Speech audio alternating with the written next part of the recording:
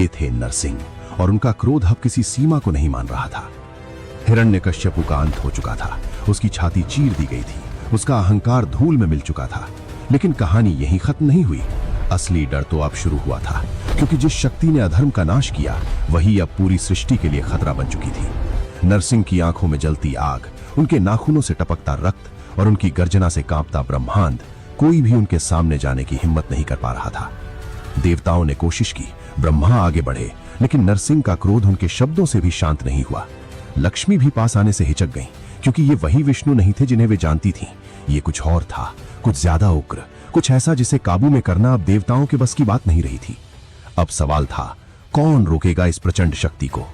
तभी सबकी नजर एक ही दिशा में गई, कैलाश की ओर। क्योंकि जब संतुलन बिगड़ता है, जब सृष्टि खतरे में पड़ती है, तब एक ही नाम लिया जाता है, भगवान शिव। कैलाश पर गूंज उठी एक गंभीर मौन की ध्वनि। शिव ने अपनी आंखें खोली, उन्होंने सब कुछ देख लिया था। नरसिंह का क्रोध, देवताओं का भय और सृष्टि का डगमगाता संतुलन। ये कोई साधारण स्थिति नहीं थी, ये दो अनंत शक्तियों के टकराव का समय था। शिव ने निर्णय लिया, और फिर जो हुआ उसने इतिहास को भी कांपने पर मजबूर कर दिया। अचानक आकाश फट गया, एक विचित्र, भयावह और विशाल रूप प्रकट हुआ। न पूरी तरह पशु, न पूरी तरह पक्षी, 8 पैरों वाला, विशाल पंखों से आकाश को ढकने वाला और आंखों में प्रलय की चमक लिए हुए। ये थे शरभ, शिव का ऐसा रूप जिसे देखकर स्वयं मृत्यु भी रास्ता बदल ले। शरभ की गर्जना ने नरसिंह की गर्जना को चुनौती दी।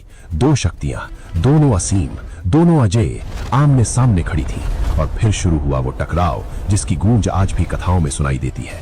नरसिंह ने पहला प्रहार किया, उनकी गति इतनी तेज थी कि समय भी पीछे छूट गया। लेकिन शरभ ने उसे रोका, अपने विशाल पंखों से, अपनी अकल्पनीय शक्ति से। धरती फटने लगी, पर्वत टूटने लगे, समुद्र उफान मारने लगे। ये सिर्फ युद्ध नहीं था, ये सृष्टि के संतुलन की अंतिम परीक्षा थी। हर वार के साथ ब्रह्मांड कांप रहा था। नरसिंह का क्रोध कम नहीं हो रहा था, बल्कि और भड़क रहा था।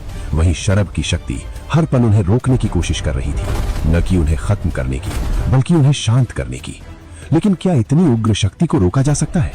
कुछ कथाएं कहती हैं कि शरभ ने नरसिंह को अपने विशाल पंखों में जकड़ लिया, उनकी ऊर्जा को बांध दिया और धीरे धीरे उनके क्रोध को शांत कर दिया, जैसे एक तूफान को अपने अंदर समेट लिया हो। नरसिंह की गर्जना धीमी पड़ने लगी, उनकी आंखों की आग बुझने लगी और अंततः वो शांत हो गए। लेकिन कहानी का दूसरा पक्ष भी है। कुछ लोग कहते हैं नरसिंह को कोई हरा नहीं सकता।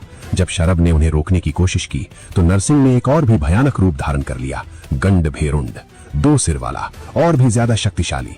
और फिर उस रूप में उन्होंने शरभ को ही पराजित कर दिया। तो सच क्या है? क्या शिव ने विष्णु को शांत किया या विष्णु ने शिव के रूप को भी पराजित कर दिया? शायद जवाब इस लड़ाई में नहीं, बल्कि इसके अर्थ में छुपा है। नरसिंह का क्रोध धर्म की रक्षा के लिए था, लेकिन जब वही क्रोध सीमा पार कर गया तो उसे संतुलन की जरूरत थी, और शरभ वही संतुलन थे। ये युद्ध किसी की जीत या हार का नहीं था, ये था शक्ति और संतुलन के बीच का संवाद। क्योंकि सच्चाई ये है कि जब भी शक्ति बेकाबू होती है, उसे नियंत्रित करने के लिए एक और शक्ति आती है, और दोनों मिलकर ही सृष्टि को बनाए रखते हैं।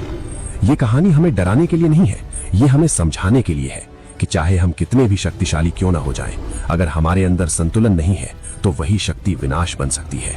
और शायद यही कारण है कि आज भी जब ये कथा सुनाई जाती है तो लोग सिर्फ युद्ध नहीं देखते, वो उस गहराई को महसूस करते हैं जहां देवता भी सीखते हैं कि सबसे बड़ी शक्ति नियंत्रण में होती है। तो अगली बार जब तुम सोचो कि कौन ज्यादा शक्तिशाली है, नरसिंह या शरभ, तो याद रखना, असली शक्ति उसमें है जो समय आने पर खुद को ही रोक सके।